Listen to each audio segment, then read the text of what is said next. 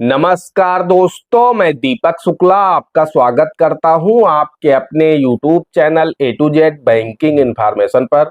दोस्तों, आज के वीडियो में हम बात करेंगे, अगर चुनाव के परिणाम एनडीए पार्टी के पक्ष में आते हैं, यानी देश में गठबंधन की सरकार बनती है, बीजेपी दोबारा से सत्ता में नहीं आती है, तो यहाँ पर किसानों का जो केसीसी लोन है वो माफ किया जाएगा।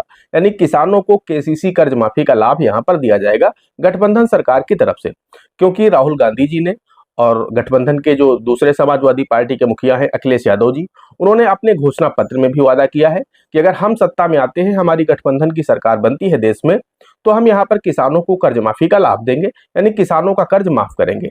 लेकिन अब किसानों के मन में एक सवाल लगातार बना हुआ है कि अगर देश में गठबंधन की सरकार बनती है तो किस किसान का कर्ज यहाँ पर माफ किया जाएगा, यानी किन किसानों का कर्ज माफ किया जाएगा। और इसके साथ ही साथ दूसरा सवाल यह भी है किसानों के मन में कि कितना कर्ज माफ करेगी सरकार और किस डेट से किस डेट तक का कर्ज माफ किया जाएगा। तो यहाँ पर कई सारे पैरामीटर लगाएगी पार्टी जब सत्ता में आएगी, तो आखिर किन किसानों का और कितना और किस डेट से किस डेट तक का कर्ज माफ होगा। ये तीन सवाल हैं जो कि किसानों को परेशान किए हुए हैं। किसान ये सोच रहा है कि मान लीजिए अगर गठबंधन की सरकार बन भी जाती है तो हमारा कर्ज माफ होगा या नहीं होगा, और अगर माफ होगा तो कितना कर्ज माफ होगा। ये सवाल उसे परेशान कर रहे हैं। तो आज के इस वीडियो में हम आपको इन सभी सवालों के जवाब इस वीडियो के माध्यम से देने वाले हैं। बस आप लोगों से एक छोटी सी रिक्वेस्ट हमेशा रहती है, वीडियो पसंद आ जाया करे तो एक लाइक कर दिया करिए। चैनल पर नए हैं, पहली बार आए हैं, इसी तरह के वीडियो आगे भी देखना चाहते हैं तो हमारे इस चैनल को सब्सक्राइब करके बेल आइकन को प्रेस कर लीजिएगा, ताकि जैसे हम इस तरह का कोई भी दूसरा वीडियो अपलोड करें तो उसका नोटिफिकेशन आपको सबसे पहले मिले। चलिए शुरू कर लेते हैं।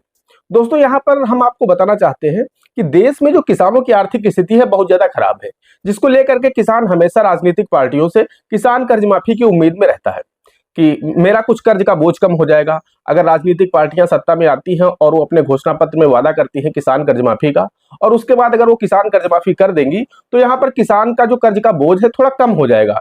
इसीलिए देश का किसान, देश का अन्नदाता राजनीतिक पार्टियों से, सरकारों से कर्ज माफी की उम्मीद में बैठा रहता है। इस बार भी किसान बीजेपी से बहुत ज्यादा उम्मीदें थी, हालांकि बीजेपी ने यहाँ पर निराश किया है किसानों को। बीजेपी ने अपने घोषणा पत्र में किसान कर्ज माफी को शामिल नहीं किया है, लेकिन एनडीए गठबंधन है जो, इस पार्टी के द्वारा किसान कर्ज माफी को अपने घोषणा पत्र में जगह दी गई है।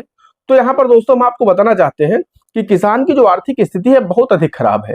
जो पूरे देश का पेट भरता है, जो अन्नदाता है, आज उसके ऊपर मुसीबत का समय है। कुल मिलाकर के, चाहे वो बेमौसम बारिश की वजह से हो, या कुल मिलाकर के आप ऐसा कह सकते हैं कभी सूखा पड़ जाता है, कभी बाढ़ आ जाती है, कभी ओले गिर जाते हैं, यानी कुल मिलाकर के किसानों की फसलें जो है वो ज्यादातर प्राकृतिक आपदाओं की भेंट चढ़ जाती है। अब किसान तो पैसा लेकर के केसीसी खाते से अपनी फसल में लगाता है, लेकिन फसल जब तैयार होने वाली होती है उससे पहले ही उसके फसल के ऊपर कोई ना कोई प्राकृतिक आपदा आ जाती है। चाहे वो ओलावृष्टि हो जाए, बेमौसम बारिश हो जाए, बाढ़ आ जाए, सूखा आ जाए, इस तरह की स्थितियों से उसकी पूरी की पूरी फसल तबाह हो जाती है। बची खुशी फसल जो होती है वो अन्ना जानवर या जंगली जानवरों की भेंट चढ़ जाती है। अन्ना जानवर, जंगली जानवर मौका पाते ही किसान की फसल को चट कर जाते हैं। इसके साथ ही साथ दोस्तों, जब किसान की कुछ फसल बच भी जाती है, प्राकृतिक आपदा से भी बच जाती है, अन्ना जानवरों, जंगली जानवरों से भी बच जाती है, और फसल तैयार होती है, तो किसान को उसकी फसल का उचित रेट नहीं मिलता है।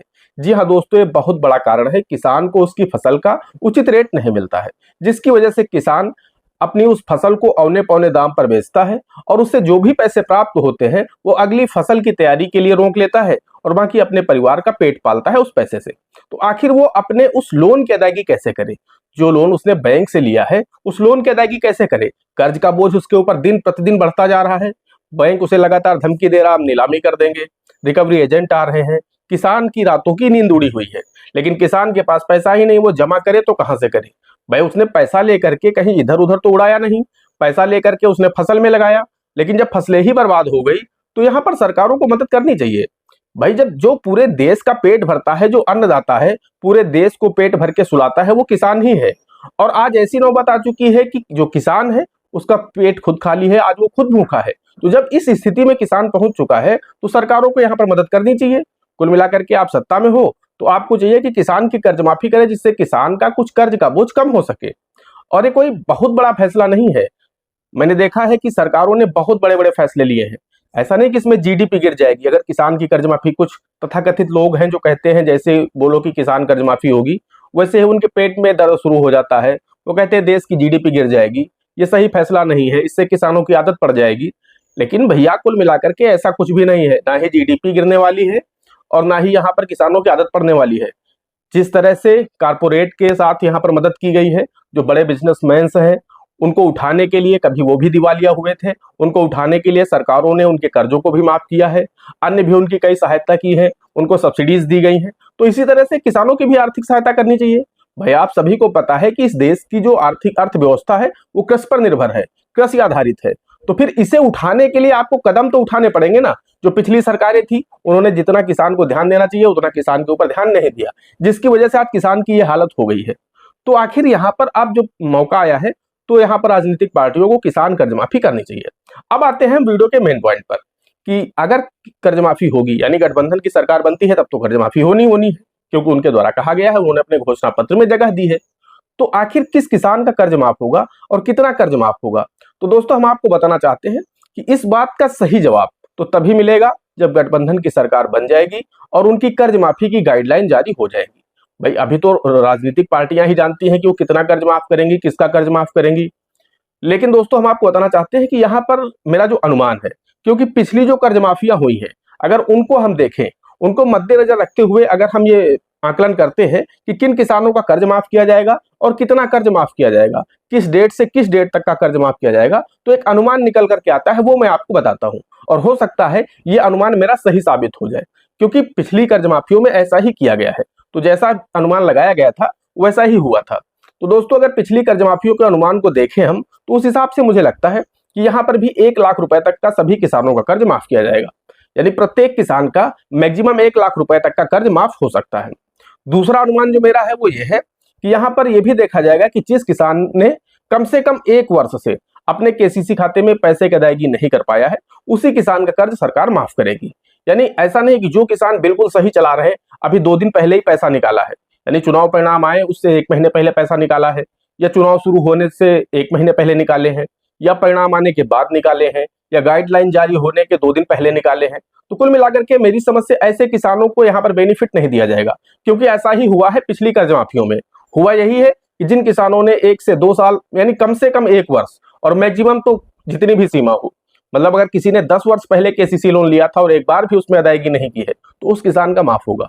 या मिनिमम यानी कम से कम अगर 1 वर्ष पहले उसने पैसा निकाला था और आज तक जिस दिन तक गाइडलाइन जारी होंगी या सरकार जो भी डेट रखेगी उस डेट तक अगर वो अपने केसीसी लोन की अदायगी नहीं करता है तो वो किसान इस कर्ज माफी में शामिल हो सकते हैं। वही बात करें अगर हम पात्रता की, तो दोस्तों इसमें अगर हम पिछली कर्ज माफियों को देखें तो उनको देख करके लगता है कि पिछली कर्ज माफियों में ही ऐसा हुआ था कि जिन किसानों के पास 2 हेक्टेयर से कम भूमि थी उन किसानों के ही कर्ज माफ किए गए थे, क्योंकि उन किसानों को छोटे किसान माना जाता है। जिन किसानों के पास 2 हेक्टेयर से अधिक जमीन थी उन किसानों के कर्ज माफ नहीं हुए थे। तो यहाँ पर भी ये नियम लागू किया जा सकता है, क्योंकि ये जब फिल्टर लगाए जाएंगे तो बहुत सारे किसान इनसे बाहर हो जाएंगे कि 2 हेक्टेयर से कम वालों का माफ होगा, 1 वर्ष से कम 1 वर्ष से अधिक समय से बकाया का माफ होगा, 1 लाख रुपए तक का कर्ज माफ होगा। जब इतने सारे फिल्टर लगाए जाएंगे तो बहुत सारे किसान इससे बाहर हो जाएंगे। और मुझे उम्मीद है कि सरकार यही सारे फिल्टर लगाएगी अगर गठबंधन की सरकार बनती है सत्ता में और कर्ज माफी का उन्होंने जो ऐलान किया है, किसानों से जो वायदा किया है उसे वो पूरा करते हैं, तो कुछ इसी तरह के फिल्टर लगाएंगे। बाकी अगर गठबंधन की सरकार बनती है, बहुत कुछ समय बचा नहीं है, 4 जून को रिजल्ट आने वाले हैं, और उसके बाद जैसे ही रिजल्ट आएंगे अगर गठबंधन की सरकार बन जाती है तो तुरंत वो अपनी किसान कर्ज माफी की गाइडलाइन को जारी करेंगे। उस गाइडलाइन में सब कुछ स्पष्ट हो जाएगा कि किन किसानों का माफ होगा, कितना माफ होगा, किस डेट से किस डेट तक का माफ होगा, सब कुछ उसमें आपको पता चल जाएगा।